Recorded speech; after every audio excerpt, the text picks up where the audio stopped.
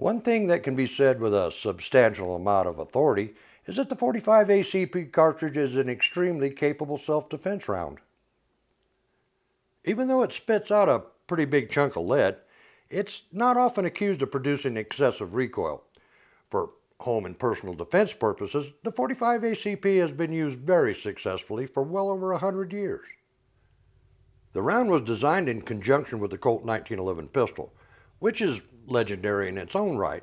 If you haven't noticed, the 1911 also remains very popular. The ballistics of the standard military load, which consists of a 230 grain full metal jacketed bullet fired from a standard 5-inch barrel 1911 at 830 feet per second, is by most assessments quite potent. Recent advancements in ammunition technology have actually made the 45 ACP even more formidable. The SAAMI maximum pressure, originally set at 21,000 psi, has in recent years been bumped up to 23,000 psi. With plus P ammo, the 45 ACP on the left is certainly a step up from the 40 Smith & Wesson on the right. With the same weight bullet, the 45 ACP averages at or about 490 foot-pounds of striking energy, which is just a bit more than the 40 Smith & Wesson round. For all practical purposes, both rounds are pretty close in the foot-pounds of energy department. Therefore, recoil should be about the same, but according to most shooters, it isn't. The perceived recoil of the 45 is almost always portrayed as more pleasant to shoot because of its lower working pressure and smoother recoil impulse. The higher working pressures generated by the 40 Smith & Wesson produces a much faster recoil impulse as the round is fired, which translates into snappier perceived recoil. The lighter the firearm, the more noticeable this effect's going to be.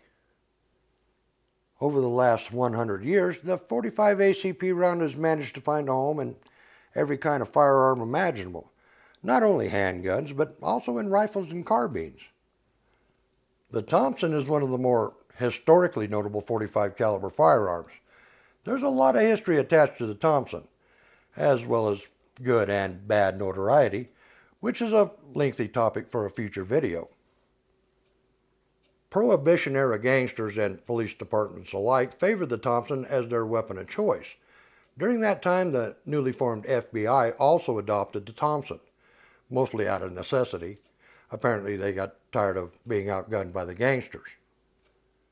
Moving ahead a few more decades, the 45 ACP cartridge is currently being chambered in a dizzying array of carbines, such as this T&W Aero Survival Rifle.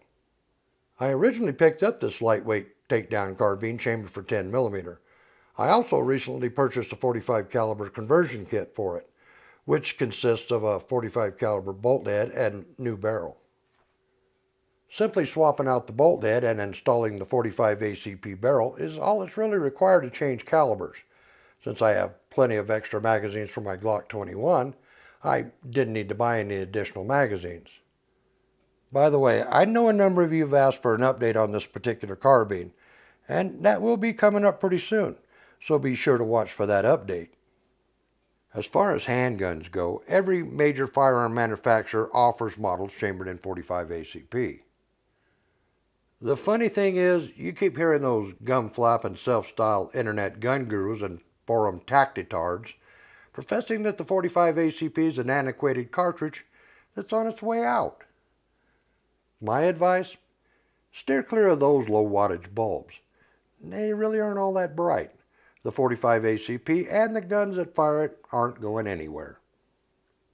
If you've been straddling the fence, deciding whether or not to buy yourself a firearm chambered for the venerable old 45 ACP cartridge, go ahead and swing the other leg on over.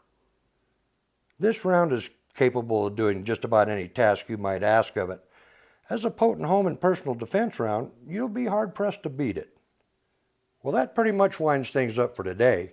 Until next time, practice often, shoot straight, and thanks for stopping by.